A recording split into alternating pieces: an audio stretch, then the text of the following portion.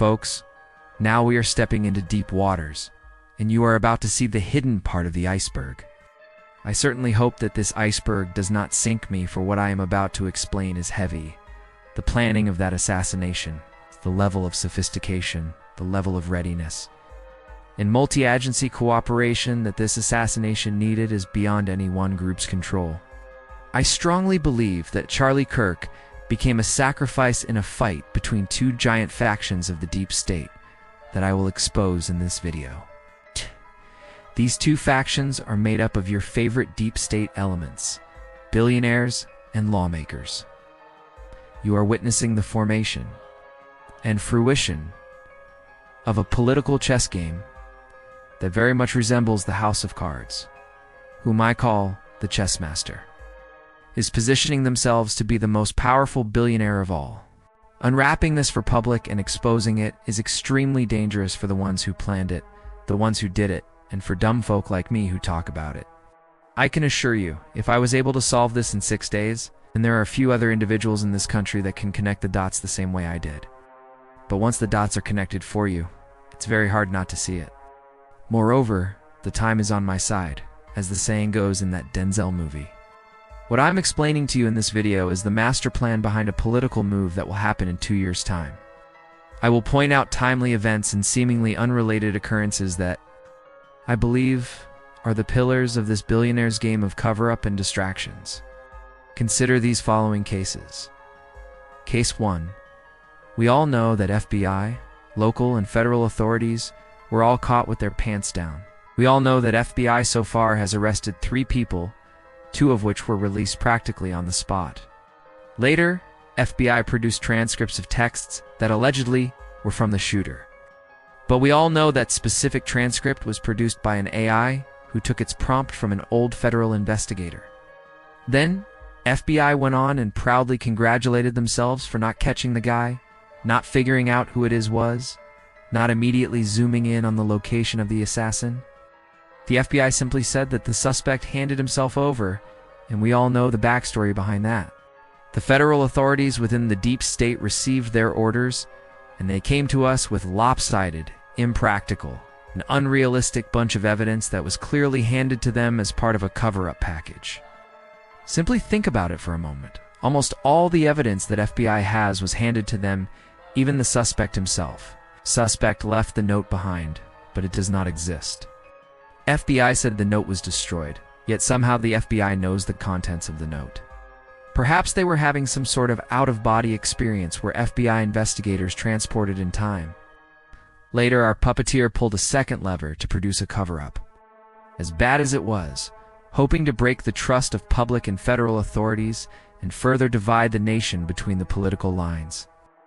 For example, we saw that shortly after the assassination, FBI showed us online posts from 2 individuals conveniently named Omar and Osama, who were discussing Charlie's assassination days before it happened.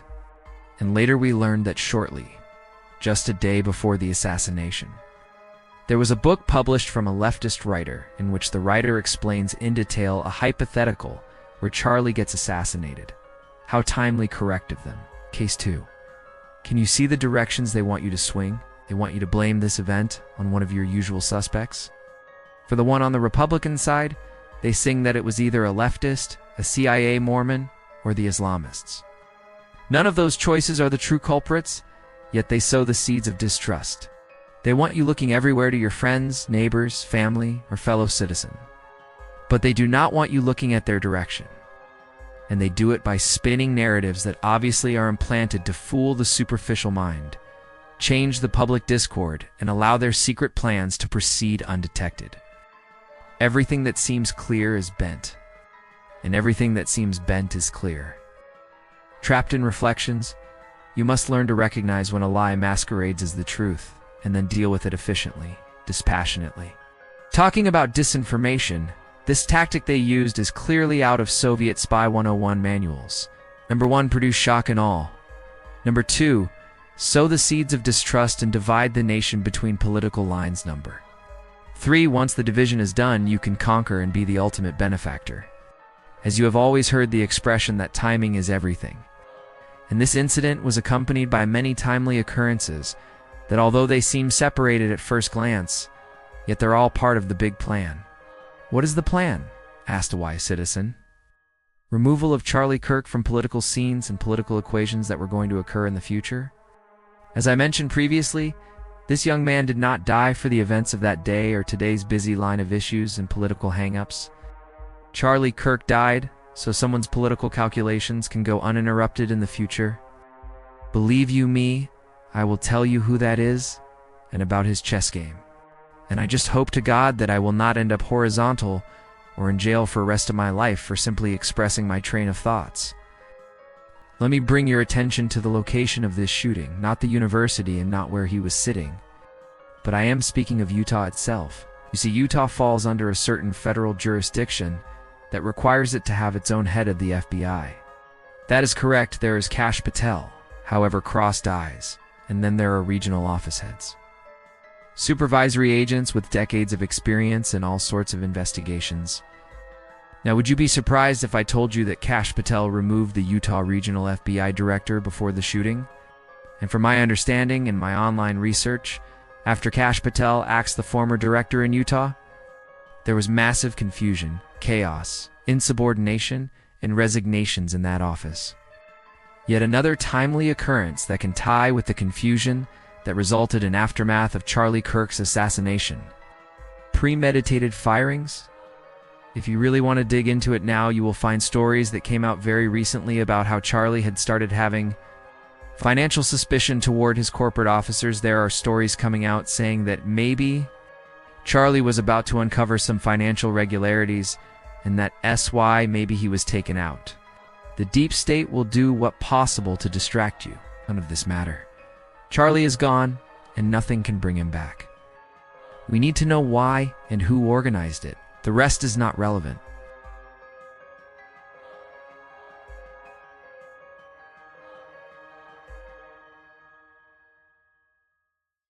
Case number 3.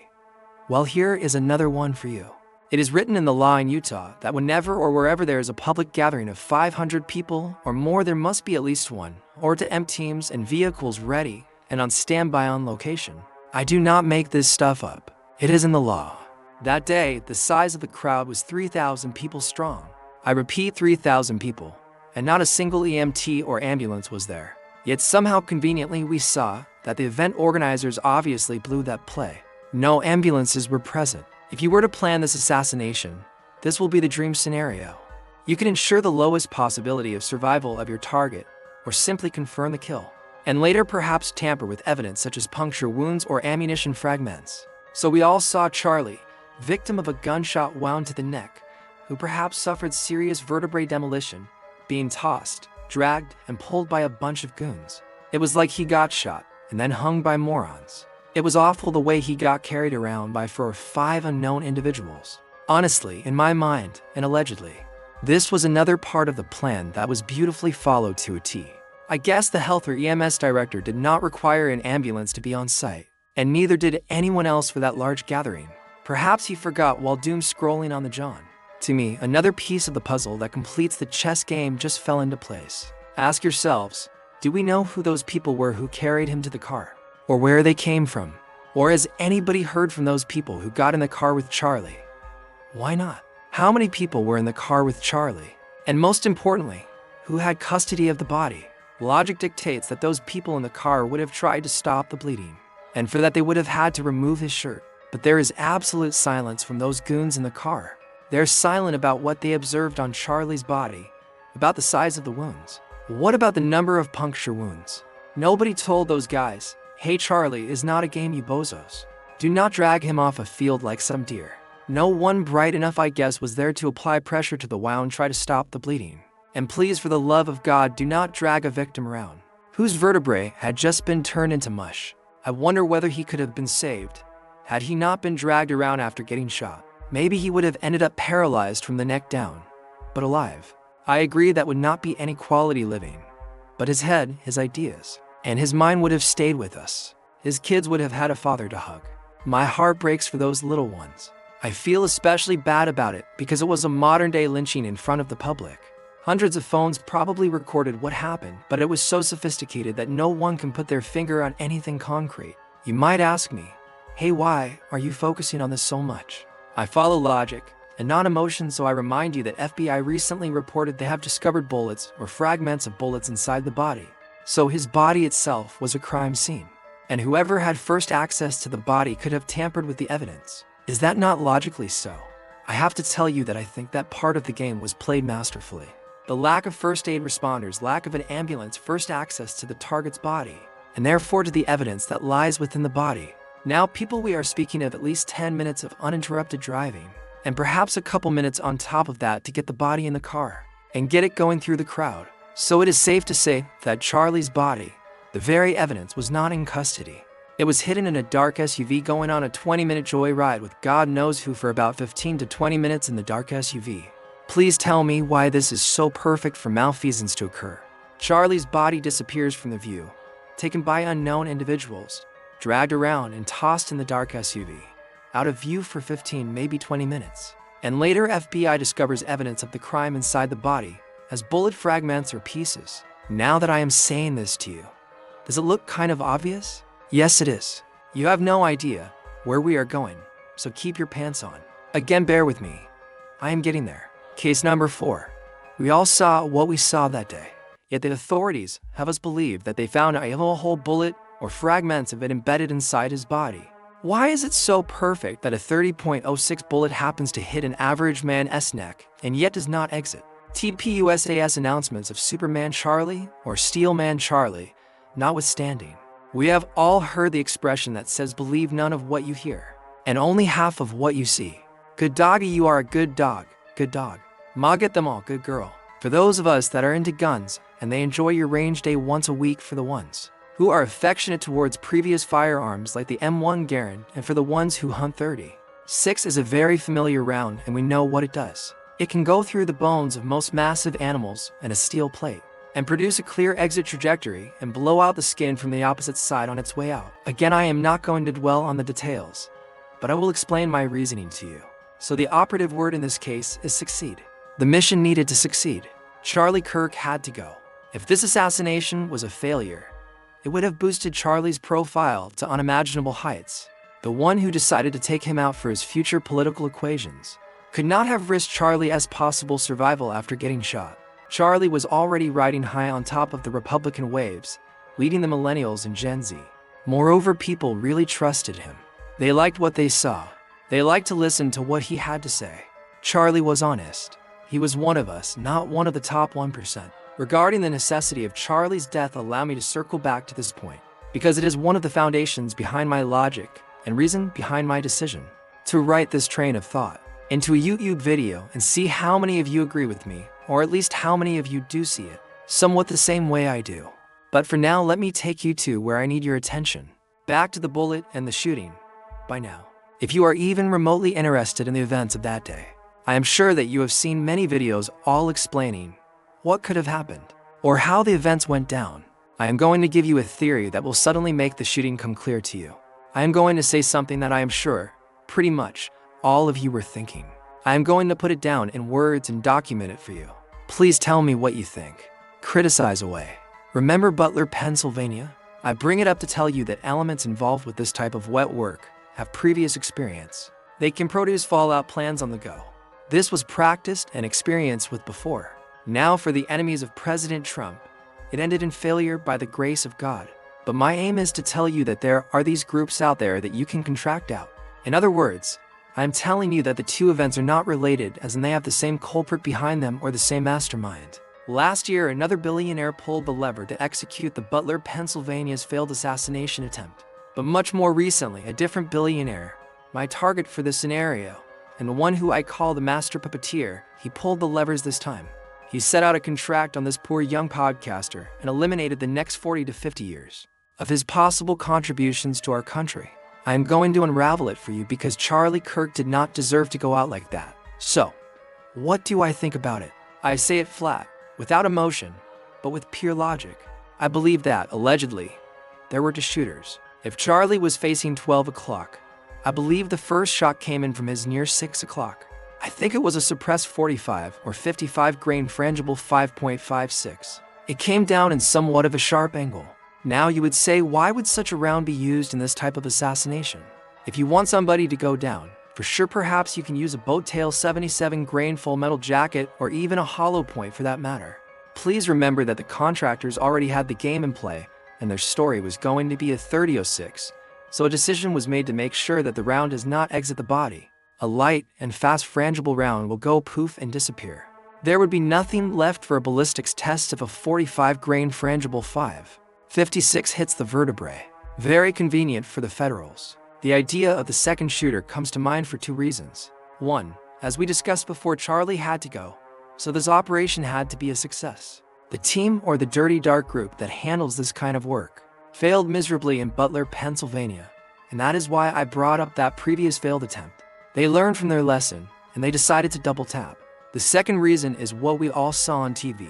As far as the wound on his neck goes, the wound that he received on his 11 o'clock side was not an exit wound. That kind of a massive blood loss happened because Charlie's neck was expanding and contracting from the temporary cavity caused by the first frangible round, very much like busting an already overripe melon. An exit wound is much more dramatic in its appearance and leaves absolute carnage on the field. What we saw was a small dot penetrating his neck, which was filled with blood like a balloon. Two simultaneous shots. And my theory is that the second round was a suppressed hypersonic, tiny, and frangible 5.7 by 28 round, called the Cop Killer. Seriously, it used to be its street name. This tiny round is incredibly fast, so even when suppressed, it still creates a low fire cracking sound. You all remember hearing the double acoustic sound. Listen to it carefully. You are listening to two suppressed rounds traveling very fast in a near 90-degree angle. Now let's recall how all audio experts on YouTube are saying that the acoustics are off. On the other hand, shortly after the shooting, we have a very conspicuous and timely gentleman who slowly stepped into the crime scene, perhaps even stepped onto Charlie's blood, in order to calmly and conveniently remove the camera and its memory card. While everyone was running for cover, this dude was strolling purposefully. He took evidence from the only device that perhaps captured what happened to Charlie from behind. The only camera that, perhaps in high definition, could have provided certain answers for all of us. Yet conveniently, the camera disappeared. And later, Turning Point USA refuses to show the footage to the public. I really do not want to ponder on how. I just gave you my explanation to fortify the pillars of my argument to shooters because, unlike the failure in Butler, Pennsylvania, this time in Utah, it had to be done right.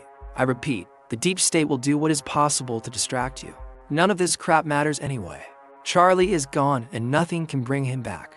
We need to know why and who organized it. The rest is not relevant. The cost of this sort of operation, there has to be a hefty price to pay to play at this level. If you are in the mood of assassinating one of the most beloved public figures in the Republican arena and you want to get away with it, then our chess master had to spend huge political capital. Now consider this beautiful sequence of events. While all of you are out there, publicly tearing each other apart over who shot Charlie, the puppet master made a significant exchange of tokens. If you are in the Fallout fandom, bottle caps. What am I speaking of? Well, while Charlie's blood was running out of his neck, the chess master pulled another lever to make sure that the Epstein files would never make it to public eyes. Go back and check for yourself. The day that Charlie got killed, the US Senate passed the Resolution 51-49 to block the release of Epstein files. You have to be a juggernaut giant to have this kind of pull. Timing is everything. On the day of the assassination and thereafter, the public space was saturated with Charlie, allowing this Epstein Senate resolution of doom to pass quietly, and really without any public notice or attention. The mainstream media did not make a peep about it. I know that my audience is not naive. The deal was made for the Epstein files to be blocked by the Senate. I will go through the details of which the factions decided to shake hands on Charlie's murder. Allegedly, I will throw another hint. Both factions are on the right side of the aisle. Yes, unfortunately, logic is focusing my attention on the right side of the field. There are the factions that are engaged in a fight to the death until one captures the flag of the other. These factions are in a power struggle constantly even now, and the very future of one of them was dangerously tied to the actions of Charlie Kirk. I am not being hyperbolic. This was allegedly a complex maneuver, a forced political elimination and realignment.